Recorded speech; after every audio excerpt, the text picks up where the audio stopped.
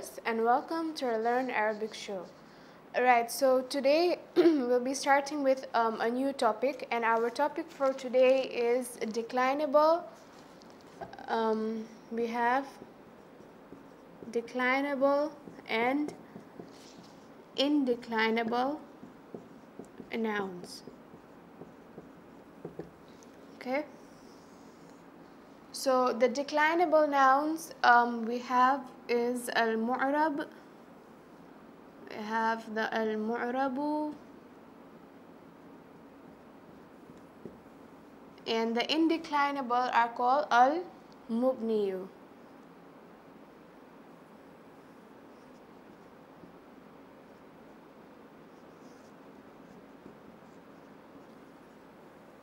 Right, so what comes to your mind when I say declinable and when I say indeclinable?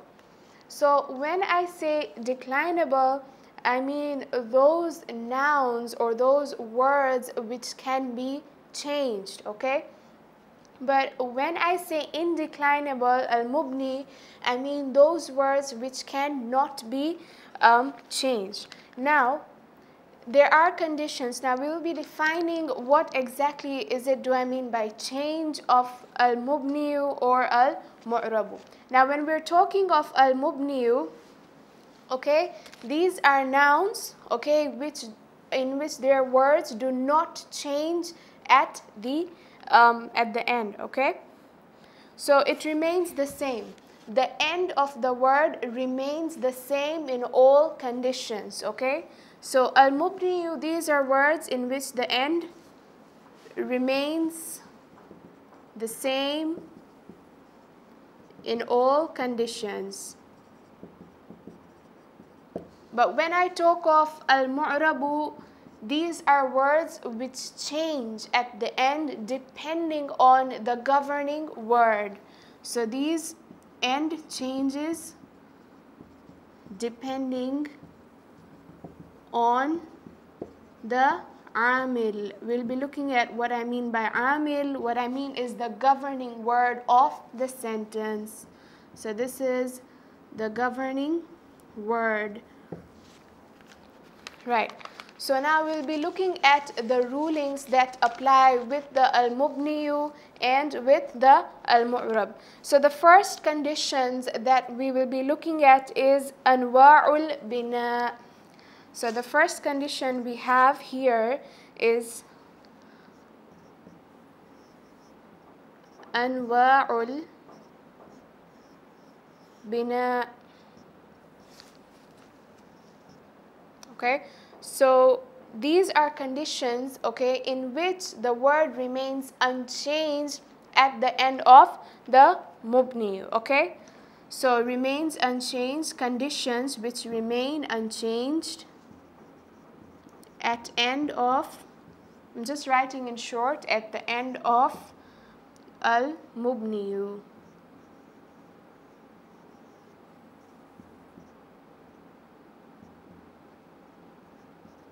Okay, so they remain unchanged. So what exactly is it that remains unchanged at the end of the noun al-mubniyu? For example, if my word ends with a fatha, or if it ends with a kasra, or if it ends with a dhamma, or if it ends with a sukun. Okay, so in any of these cases, if my mubni, if that word is a mubni, what does the ruling anwa'ul bina says? The ruling al-anwa'ul bina says that the fatha at the end of the word, the kasra at the end of the word, the dhamma and the jazm at the end of the word will not change. It will remain the same in all conditions. Even if you put it in a sentence, however it is, it will remain the same. Okay? But you have some words which do not remain the same.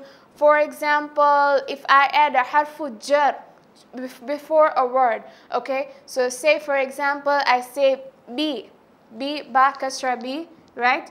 This is a harfu jar, right? But if I add it before a noun or a name, say I want to add it before the name Ali. So I will say bi aliyin, right? So if I add it to the word to the name Ali, it will become bi'aliyin. Why bi'aliyin? Because of the harful jar. But you notice some words, despite of the harful jar, they will remain the same. What if I want to say Fatima?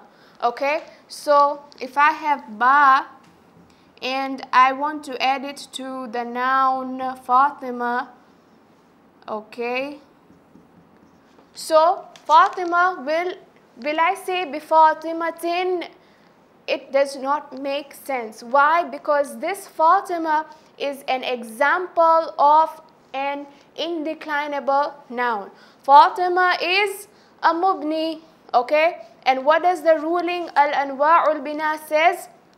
The ruling, if you refer to the ruling, anwa'ul bina says that the dhamma or the fatha or the jazm will not change. So here at the end of the word Fatima, what is at the end of the word Fatima? I have the harf, I have a dhamma. So this dhamma will not change in any condition. Even if, okay, you'll tell me, no, this is harful jar, it has to carry genitive, but it will remain the same.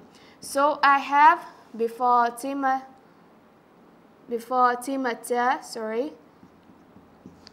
So Fatimata, bifatimata. There is no change at the end of the word. It remains the same fatha.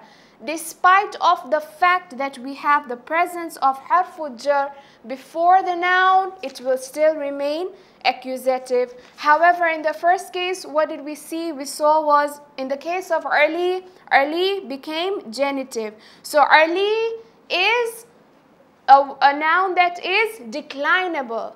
But Fatima is a noun that is indeclinable, cannot change according to the ruling Anwa'ul Bina. So that was the first ruling. This ruling was regarding the mubni. Now we will be looking at the ruling regarding the mu'rab. So I hope it's clear. أفهمتم الآن? Right. So this was the ruling al-anwa'ul bina. Now we will be looking at another ruling. Right, so the other ruling that we have is anwa'ul i'rab, okay? Al-anwa'ul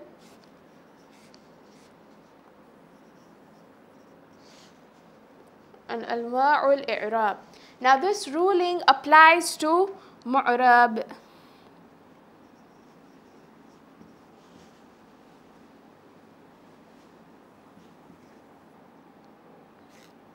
Okay, these anwa'ul i'rab refer to the mu'rab. You know, i'rab, mu'rab, it will make it easy for you to remember. Now, what does the ruling of anwa'ul i'rab says? The ruling of anwa'ul i'rab comprises of 4 classes of ruling. What are those 4 classes of rulings we have? Is first we have is raf'un. Then the second one we have is nasbun. The third one we have is jarrun. And lastly we have is jazmun. Okay, so these are the 4 classes of al-anwa'ul i'rab. Now, we will be looking at these classes in detail later on. So for now, you can just jot down these rulings. Now, what is the rule? The ruling states that this al-mu'rab, the end of the word will change, like we saw in the case of Ali. So the end of the word, end, will change. And it will change depending on amil, it will change depending on the governing word, okay? So in a sentence, if you find the word mu'rab in a sentence, it will change depending on the governing word, like we saw the example of the word Ali. If I write the word Ali just on its own, Ali will remain early. However, if I add a B and I want to say bi arliyin, it will change. Arli will change from early you to arliyin. However, if I want to write the word Fatima, Fatimata remains Fatimata. But even if I add a B to the Fatima, it remains bi Fatimata. There is no change whatsoever. So we will be looking at the rulings under Anwa'ul I'rab, which is for the Mu'rab, Raf'un, Nasbun, Jarrun, and Jazm. But for now, let's just continue.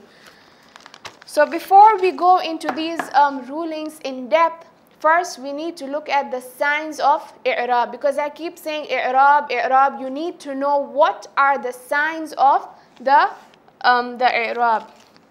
Okay, so we'll be looking at signs of i'rab. So what are the signs? Now, the signs of i'rab can be shown in two ways. I'm sure you know both the ways. Okay. Now, the first way is al-i'rabu bil-haraka. This you know, okay? So we have al-i'rabu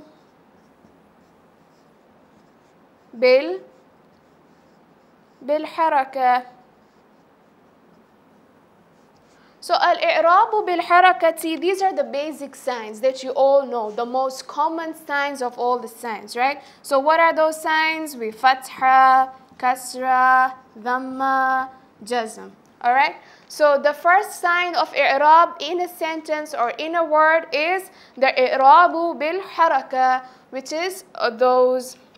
So for example, so it is shown by a means of a haraka. For example, rajulun, rajulan, okay, yadhrib with a jazm at the end, okay. So these are the examples of the signs of i'rab. Now we'll be looking at the second. So we'll be looking at the second signs of i'rab. So the second sign of i'rab that we have is al-i'rabu bil-huruf, okay, with the letters, okay. So we have al-i'rabu bil-huruf. So al-i'rabu bil-huruf, these are the i'rabs which are demonstrated by letters, okay, and they are shown by letters. These letters are known as huruful illati. Huruf meaning letters, huruful illati. Now these al-i'rabu bil-huruf, these are the i'rab, the signs that are shown by means of letters, and these letters are known as huruful illa. What are those letters? Those letters are three. We have alif, ya, and waw. Okay, so these are the three letters. Of course, alif corresponds to fatha, ya corresponds to kasra, waw corresponds to dhamma. Okay. So the examples, for example, abuka, okay, just a quick example, abuka, so I have my waw there, okay, or abuki, okay, your father, or abika,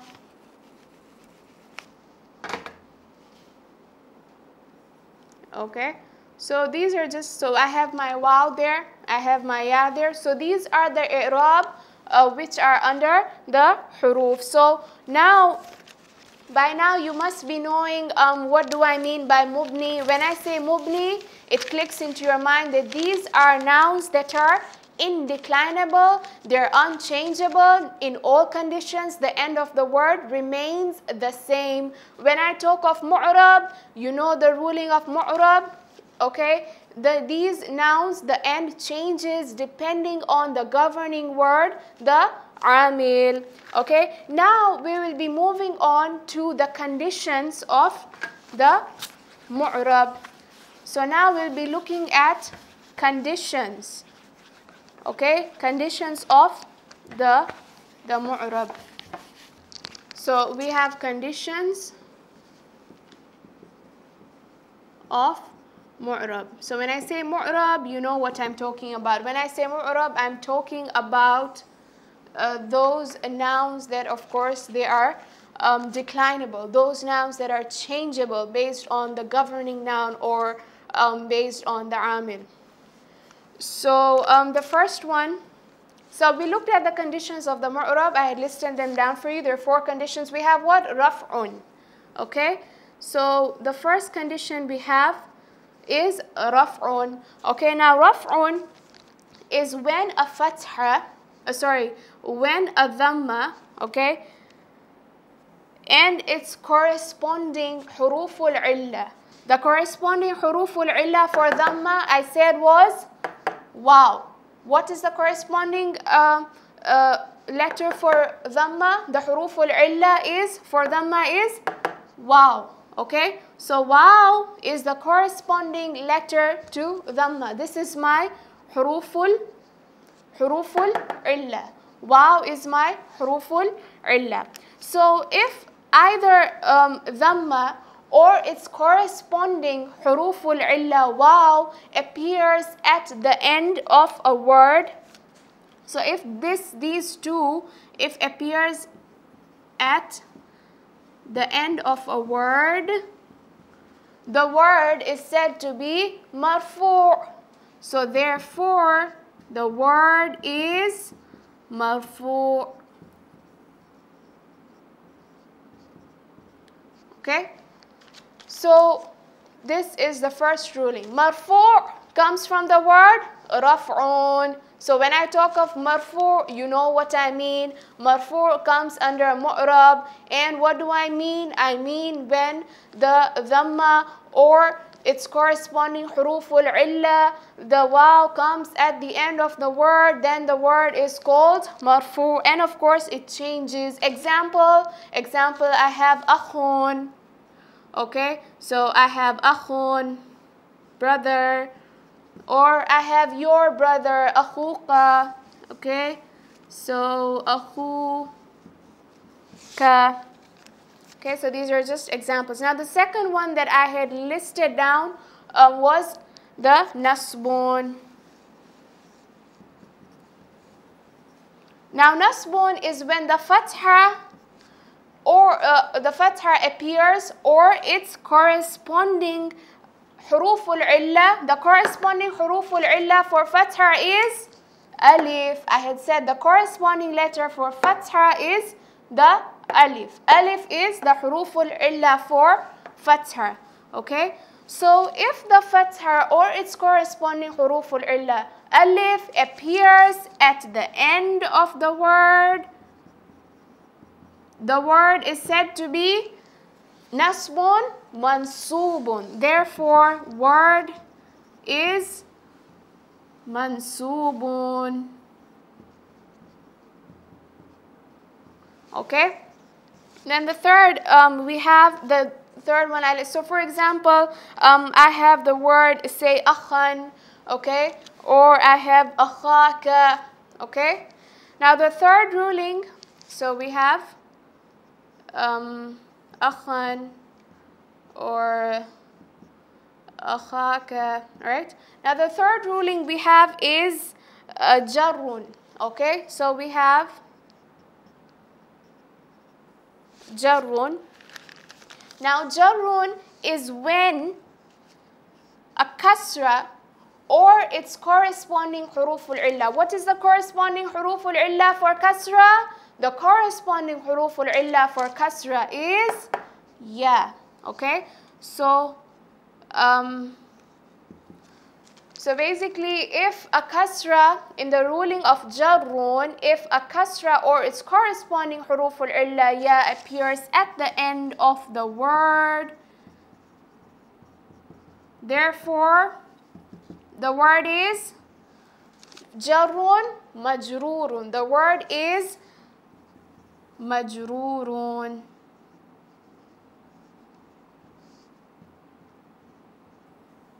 Okay, now, of course, now I just want to highlight on the definitions. So when I'm explaining and when I just say majroor, marfu', majzoom, when I just give out these words, you understand what I'm talking about. So please pay attention because this is very important. These are the definitions of the word.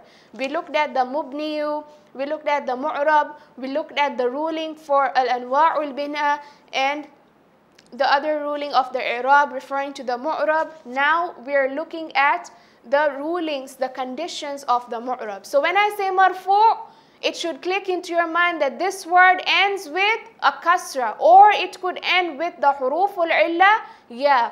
When I'm talking about raf'un, it should easily click in your mind that I'm referring to dhamma or its corresponding huruful illa, wow. Okay, so you need to know all these words. It's very important. So the last one we had is jazmun. Now jazmun is when, of course, when a sukoon appears. Now what is the huruful illa for jazmun? Do we have a huruful illa for jazmun? La, we do not have a huruful illa for jazmun. We only have huruful illa for the fatha, okay, for the raf'un and the nasbun, okay, and the jarrun. So the jazmun has no huruful illa. So therefore, if a sukoon appears at end of word, I'm just writing in short, if it appears at the end of the word, so for example, I say lam yadhrib, okay, do not hit, okay, lam yadhrib, lam ending with sukoon, yadhrib ending with sukoon. So this word, therefore, the word is called what? Majzoom. So my word is majzoomun, okay? So these were the rulings of the mu'rab. Raf'un referring to dhamma, wow, and it's called marfu'. Example, akhun, akhuka. Nasbun referring to word ending with fatha, corresponding huruful illa, alif. The word therefore is mansub. Examples, akhaka ending with fatha, or akhan ending with the alif. Jarrun, those words ending with a kasra or a ya. These are majrurun. These words are called majrurun. Jazmun, those words ending with sukoon. Sukoon has no harful illa, so these words are called majzumun. Now we'll be looking at the last few rulings. We have 2 rulings to complete, then we will complete our session for today. So I hope the conditions are all clear. So you notice that these words are very important for you to understand. Right, so now we will be looking at differences. Differences between, we have dhammatun,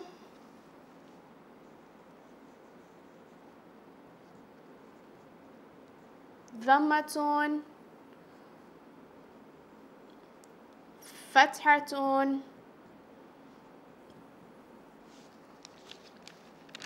kasratun,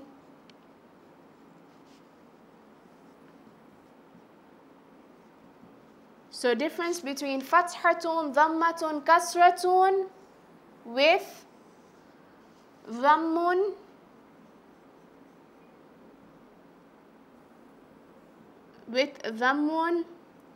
fathun,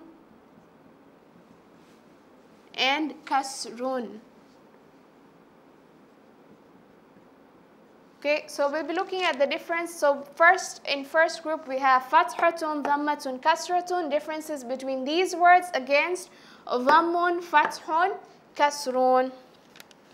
Now, the words fathatun, dhammatun, and kasratun, okay, these describe conditions at the end of a mu'rab. Mu'rab, remember the mu'rab, those words that are declinable, those words that can change. For example, I said, for example, was Ali.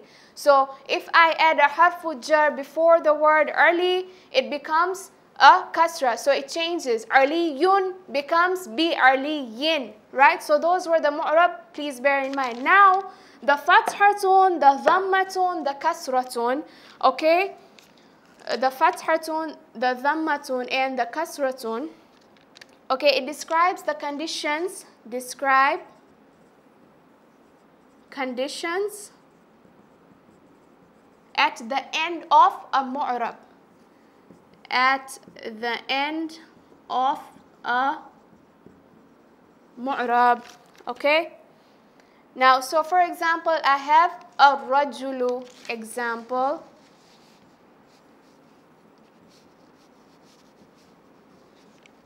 Ar-rajulu, okay? Now, ar-rajulu is example of mu'rab, okay? It ends with a dhamma. So what does this tell you? What type of word ends with a dhamma? Marfu'. Just now I had given you the conditions of mu'rab. Therefore, this word is marfu', right? And marfu', which comes under the ruling of raf'un. And raf'un is the ruling for mu'rab. So rajulu ending with dhamma. This word is therefore marfu'. Marfu' are the words which come under the ruling raf'un. And raf'un is the condition for mu'rab. Okay, hope that is clear. So the fathatun, the dhammatun, and the kasratun, these describe the end of the word mu'rab, okay? Now, the second ruling that we have about the dhammun. Now, this I'm referring to this. The dhammun, the fathun. This was for ruling number 1, and this is for ruling number 2.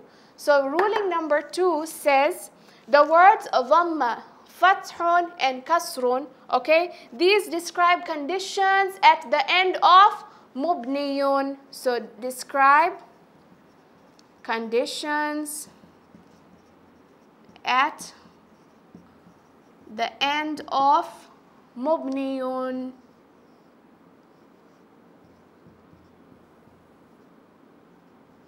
Okay, so these describe conditions at the end of mubniyun. So for example, I have the word dharaba.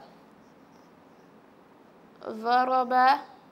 Dharaba. Okay, so we said the second ruling, the dhammun, the fathun, and the kasrun, these describe conditions at the end of mubniyun. What did we say? Mubniyun. Mubniyun are those nouns that are indeclinable, they are unchangeable. The end of those nouns do not change. For example, we looked at the noun Fatima. Even if, despite the fact of the presence of harfu jar, B remains the same, Fatimata bi Fatimata. So mubniyun, indeclinable. What are those signs? What are those i'rab used to describe mubniyun? Fathun, kasrun, and dhammun.